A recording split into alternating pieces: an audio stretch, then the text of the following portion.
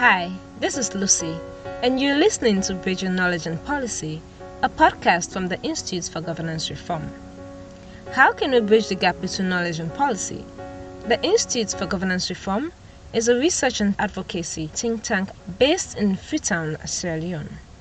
Well, in this episode, religious leaders and academics draw on Sierra Leone's strong religious tolerance to tamper political tensions following a violent protest on August 10th and rise in social media hate messages ahead of the 2023 general elections. So, hello and welcome to IGL's podcast. Kindly introduce yourselves, starting from... Okay, Dr. Fatmata Taki, and I work at the University of Sierra Leone, and I am immediate past president 50-50 group. All right, next. My name is Alhaji Murtada Sese. I'm a retired pharmacist from the United Nations. At the moment, I'm first vice president of the Interreligious Council Sierra Leone and also chairman of the National Medical Supplies Agency. Oh, okay. Good day to all. I am Father Joseph Toure. I am the vice chancellor of the University of Makeni. I'm a Catholic priest. Okay, so it's good to have you all here, and we're talking about national cohesion today, and it has been quite something in Sierra Leone, and we want to start by starting with Dr. Fatotaki. What's your view of the state of national cohesion in Sierra Leone? Interesting question. The state of national cohesion. At the moment, I don't see it as it's fully rounded. It's complete. I think we do have fractions here and there of conflict and various things that people disagree on. So therefore, it sort of inhibits and erodes the kind of cohesion we thought we had, post-war, just the early 2000s and up to now. Now, a lot of these things, I think that are eating up on the effectiveness of having a full cohesion is mostly pointed to politics. And politics being kind of the stem or the nucleus from it, then you have various things like ethnicity, like party color, like tribe, all these things, but really they're hinged on politics. And this is why I say I don't see it as a full rounded cohesion that we currently have. Not like what we had just in the early 2002 when the war was declared over, up to maybe 2012. We sort of had that full circle where people worked together, where we didn't see as much conflict, probably because we were healing. It was just kind of immediately healing after the war. What's coming over these years from post 2012, the political space now seems to be quite vicious, and we're losing that cohesion that we had. That's from my view. So, Father Joe and Sheikh, would you want to shed light on this? And probably add a little on why or how did we come to this political... Okay, I would like to take it from a perspective of, yes, they have different people, depending on the stratum of the society, they have different concerns with regards to national cohesion. And every time this question is asked to me, I reflect a little bit. The issue of national cohesion itself is non-controversial. So I ask myself, if there's no controversy with everybody is in a nation and cohesion is desirable, why are we having these concerns in different parts of the society? And I begin to think that maybe we have not drilled too deeply into the elements of national cohesion. Yeah, what is national cohesion?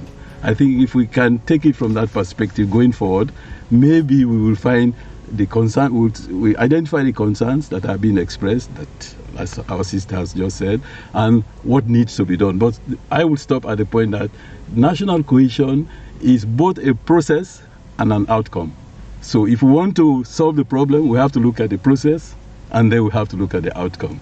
But I will stop so far. Maybe we can take it further. Yes. So, Father Joe, what would you like to add on that? I would also agree with Alaji that it's an ideal. It's the type of society we want to form, we want to bring about. So the question is, do we have a shared vision? Yes, we're trying to have a shared vision around our own values, despite the tension of the changes around us, the context around us. And do we as a nation, are we working towards achieving equality? Are we working towards achieving trust? Are we working towards achieving trust among us, trust between, the state and the society? For me, I believe it's a process. We have to work towards that. We have to work towards that ideal. And I believe we are working towards that. There are challenges around maybe our political vision. Okay. Maybe we have challenges around political vision. But I believe as a nation, when we look at where we have come from, I think we are gradually working towards becoming a nation. There are challenges. We need to move from, a state to a nation. We need to move from tribal groupings or ethnic groupings to a nation. It takes time. The developed country, they took time to become a nation, and they're still struggling with the idea of shared value, shared consensus. So I believe it's a process, and we are working towards that. And one would want to ask that, is this the act of working towards this process, is it feasible? It is. It takes time. There are certain things we need to address. Shared values. When I say shared values, shared values around our constitution, which anchors our aspirations, what we want to be as a society, what we want to be as a nation. We are working towards that. It takes time. It takes time to build a nation. I believe you ask ourselves, if you ask the question, why is it that when it's time for elections, people begin to be concerned and worried about being divided as a nation? But then we share same faith, we celebrate diversity, we go to school together, we have values of intermarriages among ethnic groups. These are all values we share.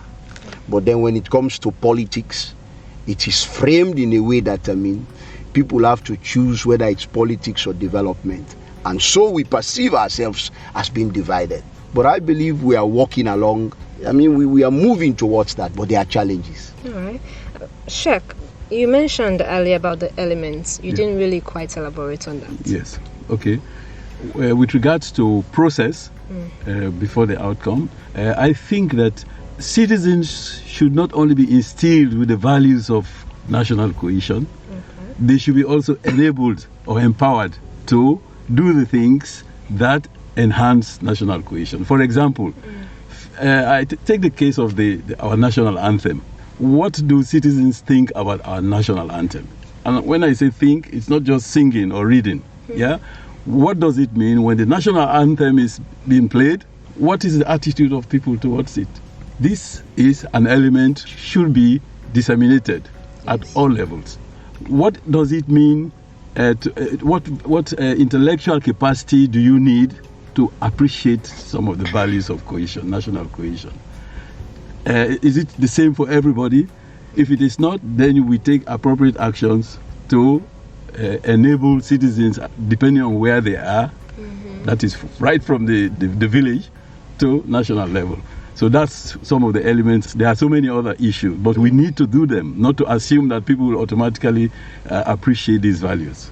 Like you mentioned earlier, you're the first elected president for the Interreligious Council, Vice President, right? Yes. Yeah, Vice President. What has been your role in making sure this attitude is being experienced? Okay, we have in detail engaged the various stakeholders, especially, like Father was saying, the political leaders, all the parties, because this is where the most concern seems to always come. We have analyzed together all these issues, and we now have a document with them. We're just waiting authorization, where we have all agreed that for us to move forward or consolidate the cohesion that we all aspire to, there are certain things we need to do. In that, it includes some of the things I just mentioned. So we have moved forward. We are now in the plan to engage other stakeholders, because various stakeholders have various interests in this issue of national cohesion. All right, okay. Over to you, Dr. Taki. We would want to say a crisis is a crisis, but also an opportunity for societies to innovate and make significant policy changes. So how do you assess the current state of cohesion considering COVID-19 and the current economic state in the country? Well, in assessing cohesion really and looking at our current state, well, when I started, I did say that I think the main point of conflict here that makes us not as united as we should be is politics. Now, within that politics, you have the various arms. Now, looking at the challenges people are facing, that's one of the elements that, again, I still think from the political angle can be used to either score points or to take points off people. And because it's hard, globally, we're in a crisis. Globally, it's hard. There's economic crisis around the world. And COVID really has not helped. And also the war in Ukraine has really not helped as well. Yeah. Now, with all of these challenges, we actually see the vulnerability of people. And therefore, I think people tend to want to hang on to straws in the sense that what they're feeling, they cannot maybe get their normal meals. They cannot get the kind of money that they would normally have. They cannot get resources easy coming to them. So because of the hardship, everyone's desperate. And because of the hardship, everyone is angry as well. So people don't really have the patience to even have communication with you. I think these are all kind of, maybe I would call them the catalysts that put the attitude together, and therefore we see the differences quickly. So if I support another party, or I am from another region, or I'm from another tribe, you see a gradual fanning of flames. We in Sierra Leone, I think are a country that has done really well with cohesion, with diversity, especially where various different views. So especially with religion is one. Yeah. And this is something we really should try not to lose. And we should not allow anything, not any kind of hardship or any kind of politics to make us lose it. Yeah. So in fact, you find out that when they're fanning the flames, the religious part is not coming out, and we hope that we don't get to that stage. Yeah. But the regional part is coming out, the tribal part is coming out, and of course the party color is coming out. They also don't go along the gender aspects also. So these are the things I think that are holding us together, and I think these are the things we should hold there. Our current state, as in a question, is not as it should be. We have kind of retrogressed from where we were, and I make mention to immediate post-war. Yeah. And so it might be that we haven't really done a clinical look, a proper look, a deep look at probably the causes of why we had that 10-year conflict. And I also believe that we haven't done a proper clinical assessment and make considerations for the effect of it on our people, on our mindset, on the way. So what people will call the psychosocial aspect of it, I don't think we've dealt with it. And really, so to me, we had that piece. It might have been an artificial kind of look and piece to it, because everyone was tired of it at the time. But when you look, that is over what was declared 10 years ago. Yeah. So it's over 2002 and we're at 2022. It's 20 years. Yes. If, for example, a child during the war time was 2 or 3 at the time, and up to when the war was declared over in 2002, if that child was a toddler or even a teenager at the time, or a young person, what they knew then was the chaos, was the indiscipline, was the non-rule of law, was all of that comes with conflict and war. And if we haven't, and I think we have not really dealt with that issue, and that's what has surfaced, because now you have them as young people, now you have them as the youth, and we hadn't really looked clinically and had a deep look at what the cause and how to have a buffer kind of in our mindset, with what they knew, and this is what is surfacing now. And I think the government and every person of Sierra Leone has an obligation to steer ourselves away from it. So we remind ourselves on it, and see how we deal with this. So one of the things we do, we don't talk about these things. Young children who were far younger than that 20s, who are 12, 14, they don't know what happened in Sierra Leone. They don't know. So even when we had this August 10, a lot of people don't even, I think some of the young ones don't even, some people are saying we don't want to go back, but you don't want to go back to work because they're not aware of what it is. Some of these things we should teach them, some of these days we should commemorate them, some of these things we should gradually reminding people to say this is what had happened. We're not going back down that road. So it's a consistent effort from all of us, but the ruling government. Yes, so but who are we to blame for the all of us lack of ignorance and the awareness raising and each all and of every these one of things? us. I don't want to peg it to politicians are not from space.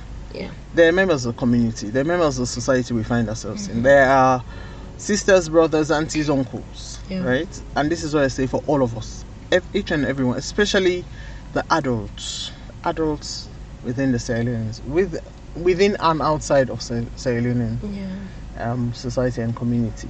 We should blame ourselves. But we've had the TRC report. Isn't that supposed to be? Yes, but we've seen also that one government after the other, they have not fully implemented the recommendations that were made from the TRC. And this is why, again, I say we blame ourselves. Because as citizens, we should be able to call up some of these things to the government and keep pushing. So when we had the TRC and then we had a constitutional review, so before, this was 2013 to 2016-17, the government then didn't have the white paper. When this government came in 2018, you had people who kept flagging it up. We need to go back and look at what the constitution says. This was why there was a review in the first place. So as citizens, really, we should be pushing our government. It should be, in silence the other way is when we have politicians, they become our masters. In other places, it's the opposite. You're putting them in. Yeah. So they really should be working for the citizens, not for themselves. Exactly, and we have individual roles and responsibilities as well. Yes. So before going to Father Joe and Sheikh, what have you been doing in your corner, in your space, in making sure that this responsibility, as you said, is all of us? So how have you been doing it, and what have you been doing? Well, in my small little space, working at the university, I am constantly working with young minds and constantly trying to shape the young minds. So, and getting them to understand it's not just about academics, but there has to be some kind of holistic enlightenment to what you're supposed to be in, and as a citizen, and as a Sierra Leonean, and as an African, all of these things put together. In my other life, as sort of a woman advocate and working with empowerment of women, I do same. So women get to understand, both young as well as older women get to understand what their roles are, and not what society carves out for them, cuts out for them. Yeah. But they need to be looking beyond that, and that everyone takes responsibility. So in my little space, really, and everywhere I find myself, in whatever sphere, whatever platform, these are the things that come up. It might be little, but I also know it makes an impact, and we expect that it sort of has this cascading result where it should go out. Everyone else. Yeah. Okay, so Father Joe, Yes. I would say that Sierra Leone is a post-conflict. It's a success, and it shows that there are things we did right. The fact that we came out of war long since ago, and there are things we did right. So, but with this increase in concern about violence, it shows that maybe there are things that are lacking, or we've deviated a little. So what would you want to say we went wrong? Well, I would want to start first of all by saying that we have come a long way integrating ourselves as a nation. Our people have been very resilient, building up, shared vision together as a nation. I want to emphasize on, the fact that we've come a long way towards sharing vision. If you look at the history of Sierra Leone, the process of integration, the process of inclusion, Freetown is a typical case. Our history of Freetown, many groups were integrated in Freetown. And so you ask yourself, how did we do it? How did we have an inclusive society, and gradually the integration with, those in the protectorate and those in the Freetown. So We've had a history of, inclusion. We've had a history of, integration, bringing people into the public sphere from different sectors, different spheres of life. Bringing different subcultures. I think that's the track we should follow as a nation. Inclusion, integration, the culture of encounter.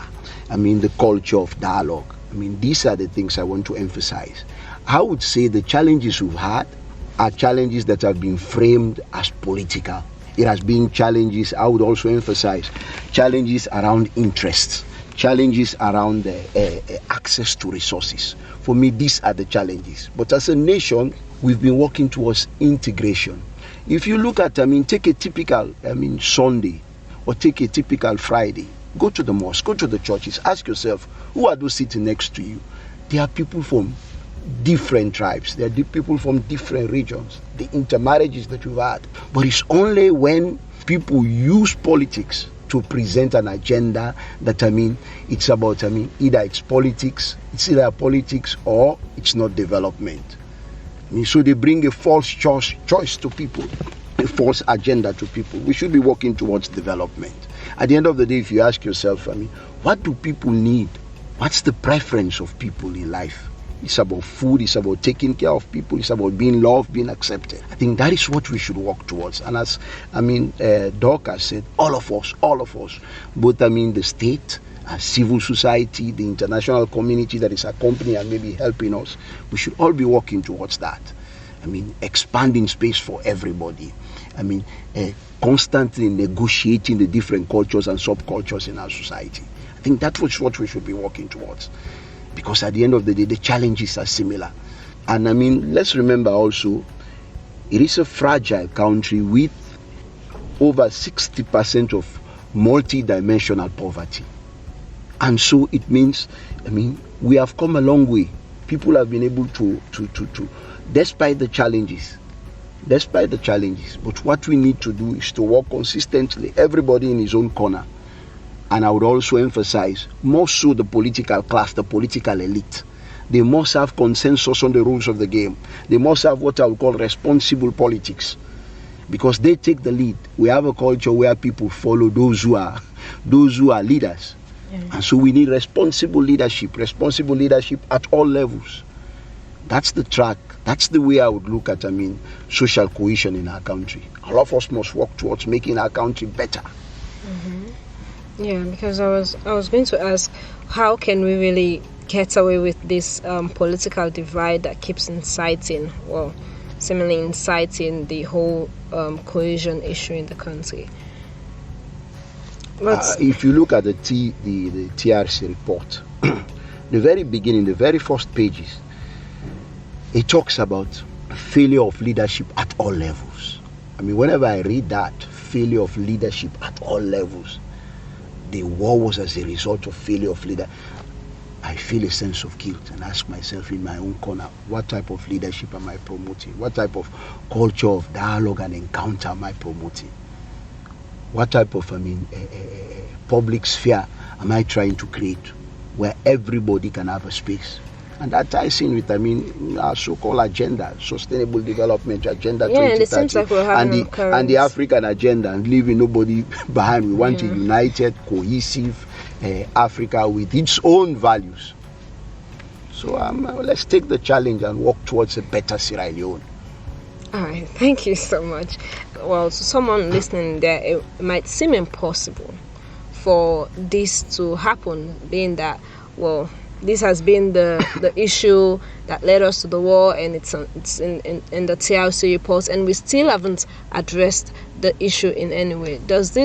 What hope can you give to citizens out there? Okay, let me go back to this issue of the COVID-19, the corona. Yes, please. Because it's important as we move forward with this issue of national cohesion that we carry along some of the positive things that enhance national cohesion.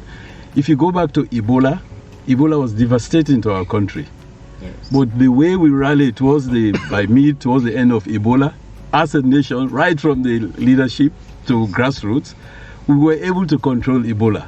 And I can tell you, I don't know how much of this information is out there to the grassroots, but because of our national success with Ebola towards the end, the response to Corona was quite admirable. It was not as devastating as it could have been. I think this is a positive thing we should carry out. Otherwise, the tendency to throw the baby with the bathwater exists.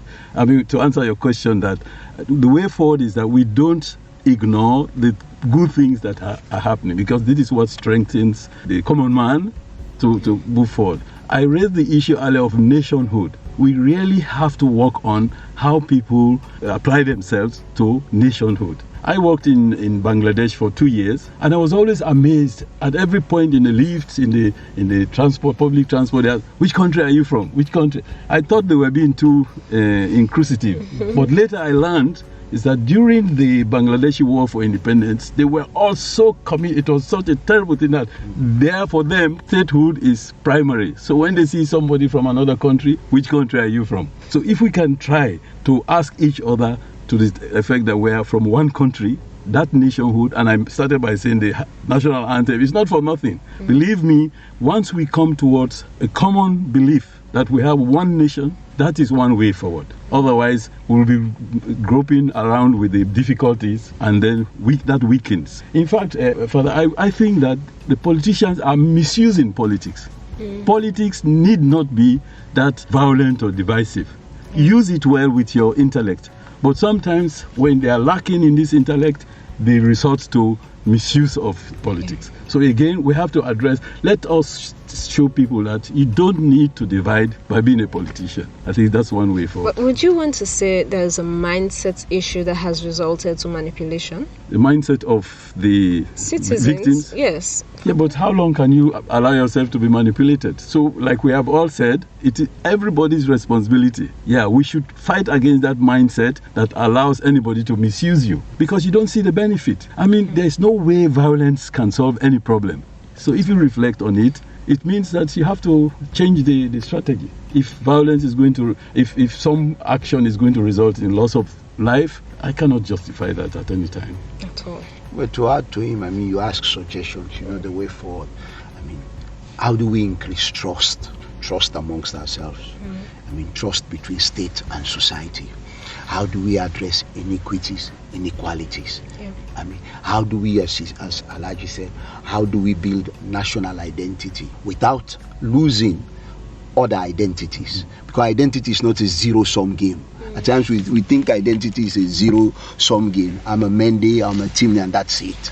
Yeah. No, you can as well celebrate the diverse patterns and identities that you have without losing your sense of being a Sierra Leonean, your sense of being a Limba, your sense of, I'm a proud Timni, I'm a proud Limba, but also I'm a Sierra Leonean, I'm a Christian, I'm a teacher. So identity is not a zero-sum game. So how do we navigate all of this? These are ways of, building social cohesion. And I think we must, all of us, work towards that. Yeah. All right. So, last words, starting from Father, how can we really work towards having a cohesive and tolerant society? What we are doing now, having the discussion, having this encounter, I believe, dialogue, encounter, work together, responsible leadership, create a culture and ethos where everyone has his own space. We respect human dignity. From a religious perspective, we respect the dignity of everybody. No one should be left out. Everybody should take part in deciding the type of governance you want, the governance we want. These are the ways we can help, to build social cohesion and to make our country better. And I think, we have values we can count on, we can rely on. We have strong religious values which can help shape our national vision, our vision and identity of who we are. And I think our history of integration, our history of resilience, this can help, give us, the context that we need to flourish as a nation. All right.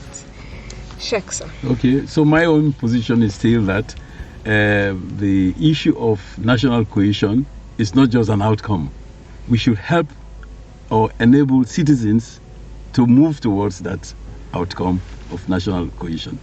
But more importantly, we should be able to monitor how we are making or not making progress. Because otherwise we are always in the difficult area, the dark area, yeah? But sometimes there is progress being made. Let us highlight it.